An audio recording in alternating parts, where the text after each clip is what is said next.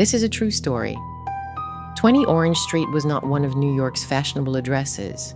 30 yards from the front door lay the 5 Points, the most filthy and dangerous crossroads of a rough and sprawling port city.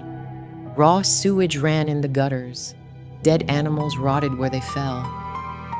A tenement just 2 doors up from number 20 housed 106 hogs, their squeals and stench filling the narrow street day and night. The poor and the criminal lived on Orange Street, and of these only the most desperate, the most miserable, lived in the basement apartments, those dark caverns below street level, where walls perpetually oozed moisture and the air hung thick with the smell of decay. There was no indoor toilet, no running water. Toilet facilities consisted of a single outhouse in the back alleyway, shared by dozens of residents. In winter or during bad weather, people used chamber pots, then simply threw the contents out their windows into the street below. When it rained, the filth from above seeped downward. Basement walls would drip with slimy water mixed with raw sewage. The floors regularly flooded with foul, stinking water that had nowhere else to go. In the spring of 1849, James Gilligan, a laborer when he could find work, a drunk when he couldn't, lived with 4 women in a single room in the rear basement of 20 Orange Street. The room measured perhaps 10 or 12 feet square. The door had long since fallen off its hinges. The window sashes were gone, leaving only jagged openings that let in cold air but no light. There was no bed, no chair, no table. The only furniture consisted of 2 empty barrels. Across these barrels, they had laid the broken door to serve as a makeshift table. This was where the 5 residents ate their meals, usually spoiled ham they could purchase for 2 or 3 cents a pound from the docks. Meat so rotten that even the grocers wouldn't sell it.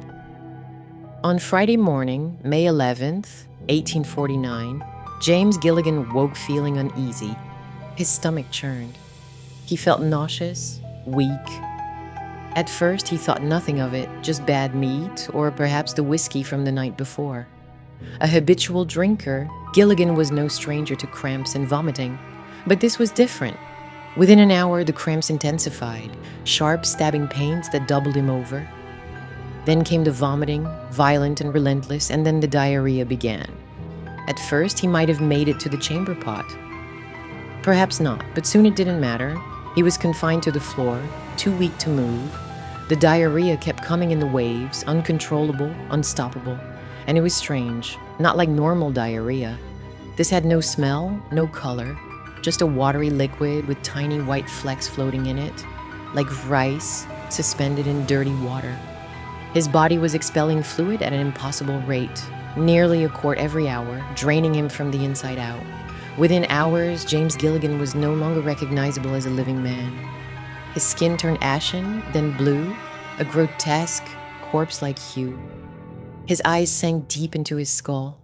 His skin became cold, dry, shriveled like old leather. Severe muscle cramps seized his legs and abdomen as his body desperately tried to hold on to what little fluid remained. He was consumed by an unbearable, crushing thirst. His mouth was bone dry, his tongue swollen, but there was no clean water to drink, only the contaminated well water from the yard, the very source of his agony. His pulse grew fainter, his breathing shallow and rapid. By Saturday morning, James Gilligan was dead. But the disease was not finished. By Saturday night, 2 of the women in the apartment began showing symptoms. The same unease, the same cramps, the same terrible diarrhea. By Sunday, they too were dead. Early Monday morning, a doctor finally made his way to 20 Orange Street. He had to approach from the rear of the tenement, the only access to the basement apartments. He ducked his head to pass through the low doorway and stepped carefully down into the darkness. As his eyes adjusted to the dim light, a scene macabre even by 5 Point standards confronted him. 3 bodies, 1 male, 2 female, lay sprawled on the muddy floor. No beds, no blankets, only a few filthy rags between their corpses and the sewage-soaked earth. Their skin was blue-gray, their faces frozen in expressions of agony. The room reeked of death and human waste. The doctor reported the deaths to the Board of Health. The message was clear. Cholera had come to New York.